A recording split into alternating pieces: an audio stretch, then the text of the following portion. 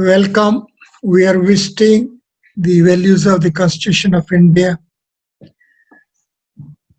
Today, let us once again visit the Preamble of India. The Preamble ensures political, social, and economic justice. Political justice compels us to think as to how the political sovereignty is brought to the foundation level, to what extent our panchayats and local bodies are vested with this political sovereignty, the powers, functions, responsibilities at the level of the panchayats, at the level of the individual members of the panchayats and the local bodies, is the question which shall be confronted. And it is in this context, this ideal pronouncement of the preamble deserves to be revisited. Social justice brings us nearer the peace within the home, the peace within the small foundational social unit of a family. In the domain, we have enacted our Domestic Violence Act. This 2005 Domestic Violence Act deserves to be revisited. One is to confront as to how far the social justice ideal of the preamble of the Constitution of India is being approached by such like legislations. And then as far as the economic justice ideal is concerned, let us revisit it in the background of the minimum support price fixation agitation our farmers are having. This comes within the economic justice or not, naturally is going to be the first question. Then if it is within the economic justice domain, then whether the constitutional apparatus as such is having any specific institutional setup to deal with and to determine and to reach at justice in respect of such like situations. Minimum support price fixation agitation of the farmers naturally compels us to think as to whether by having insertion of this ideal in our preamble, we have visualized as to the situations of agitations will arise, and whether we had visualized as to how such like situations will be met or to be dealt with. We as lawyers, as students of law, as law research scholars, are posed with the problem of the farmers' agitation, and this problem brings us face to face with our jurisprudential values, and then it further takes us to the philosophy behind the Constitution of India. While we had ideals like economic justice, the preamble itself, the ideals enshrined in the preamble are one chapter. However, the effective portion of the Constitution of India is otherwise. is an open question whether the preamble of the Constitution of India can be implemented. If so, how and by whom? Whether these ideals, these principles, these values can be enforced through the court of law at all, then if not, then whether one or some of us can compel the legislature, and then a step ahead, whether this whole domain is ultimately left within the exercise of powers, discretion of the executive only. Now, when we have a visit to the distribution of sovereignty, the Constitution of India, as we had seen earlier, the principle comes to be that all those powers, responsibilities, and duties which are not vested in the legislature and which are not within the exercise domain of the judiciary are to be presumed being vested in the executive. This residuary vesting principle of sovereignty makes executive to be the safe institutional domain. Once the residuary sovereignty is with the executive, then naturally we, the citizens of India, individually and collectively, are forced to think as to whether we, the citizens of India, have been made helpless before the brutal discretion of the executive. And now, in this situation, like as it is, that the legislature is having majority with one party, and executive is to be answerable and responsible only to the legislature and as such to that very party.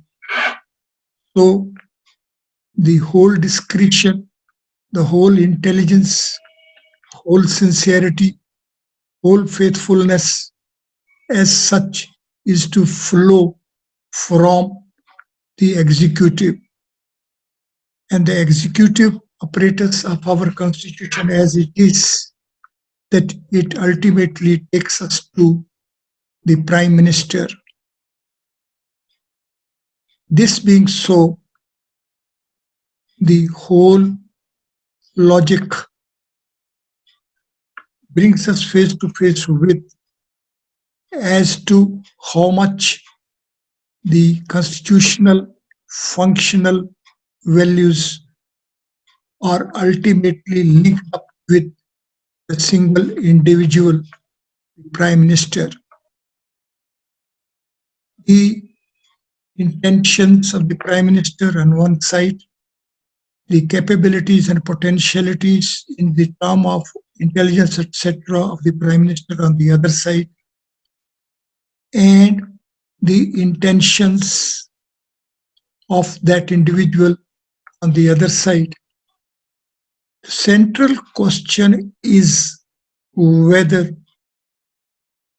the ideal of the preamble as to the political justice, as to the social justice, as to the economic justice, whether the answer for it is to constitutionally flow from the pen of the prime minister only. The political justice will take us to the foundational level of the panchayats and local bodies, then, as is our experience, as is the factual position on the spot, as is the reality, the individuals who become members of these local body institutions or intellectually, economically, and otherwise experience wise as well, or at such a state that they cannot compel the political sovereigns to permit them to continue with their discretions. As far as the social justice principle is concerned, when it is evaluated in terms of the foundational unit, a family, then each family is so limited in its resources and otherwise as well the limitations of the social unit, the family, makes us realize as that they as individual social unit are having absolutely no say in the quality of the social justice enacted, visualized, and forced upon the citizens. As far as the economic justice domain is concerned, the reality of the poverty, the reality of the distribution of the economic resources, when are visited in the context of the agitation we are having and continuing even today, is centered around fixation of the minimum support price. Principally, if one asks for the minimum support price, then I don't think there can be any logical argument on the other side, as the producer cannot be asked to sell his produce less than the minimum support price. If there is a product, if it is a production, then naturally it has a cost of production. Once there is a cost of production, then anybody who wants that product is to pay for the cost of the product. Now, we know food is the first necessity of life. If in respect of the food items, food products as well, we are not conscious, we are not sensitive, we are not enlightened, then with respect to which other product we will be having justification for the vesting of this sovereignty. The question of economic justice in reference to fixation of minimum support price is bringing us face to face with as to how unjust is our system, how unjust of our intentions, how unfaithful we are, how we, the citizens, other than the farmers, when are not intervening, when we are not giving a support, when we are not standing for them, then we should better be designated as exploiters, thieves, dacoits, who wants the product below the production price. The ancient wisdom tells us that jaisa khao an, vaisa ho man. So if the food, the essential ingredient of life, is not having honest sport, then the whole life is definitely to go polluted. The polluted body, polluted mind will certainly give us only polluted answers. Therefore, we as students of law shall revisit and let us attempt a document as to how the principle of economic justice enshrined in our preamble shall be met, how the existence of economic justice principle in the preamble deserves to be justified for its existence. Then, in the context, naturally, many questions will arise, and these may take us to the philosophical domain as well. Means we have to revisit these principles and ideals and first principles. We have to think if we are having a constituent assembly and is attempting the constitution, a fresh constitution, a new constitution, then how we will be deliberating, how we will be concluding, how we will be settling about such like principles, what will be the form, shape, and content of our new constitution, how the ideals and principles which we will settle for our preamble will be given proper institutional support, what type of institutions will be created,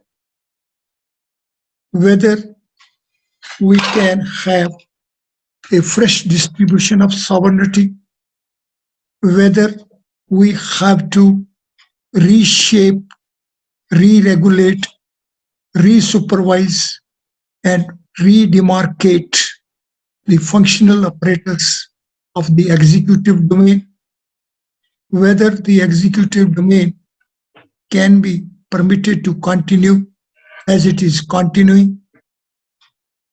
See the individual members of the legislatures and parliament,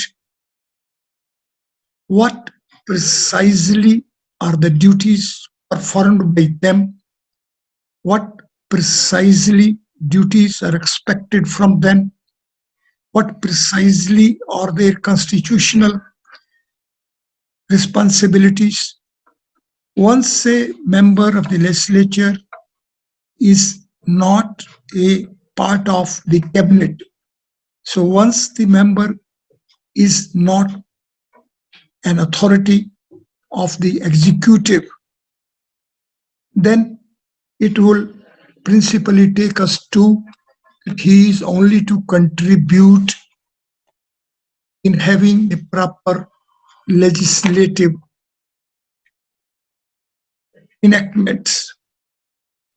Now, if we have a proper study, if we revisit the way the acts are drafted and those are ultimately made as laws, then it will not be difficult for us to face the situation as that the contribution in such legislation, if is to be evaluated from the point of view of each and every legislature, each and every legislative member, then for most of them, perhaps we will be having their blank participation. So, naturally, the justice, economic justice,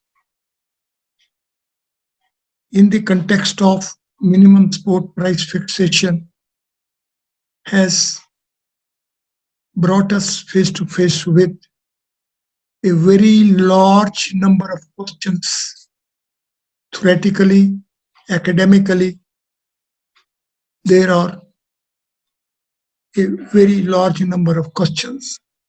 Practically, there is a big shield of limitations and helplessness of the individuals is perhaps no answer for the justification of having such ideal of economic justice in the preamble of the Constitution itself.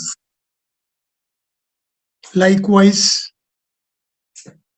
the social justice as well has been left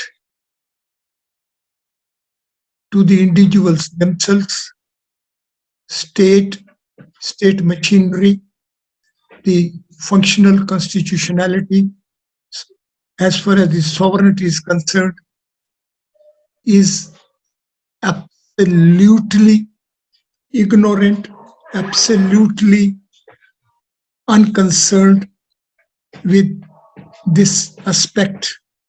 By merely legislating a domestic violence act, one cannot feel having discharged of the constitutional responsibility.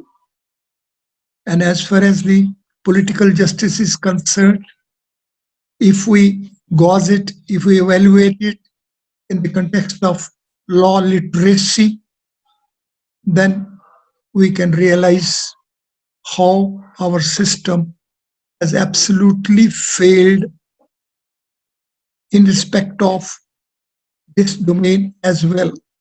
So, political justice, while considering from the point of view of law literacy, social justice from the point of view of having no mechanism whatsoever for enriching the social values, and economic justice, reality is as we are confronted in the context of the minimum support price fixation. Let us think, let us sit comfortably and have a revisit, and let us consolidate our thoughts, and then let us be face to face with our own comprehensions. Thank you very much. Thank you, sir.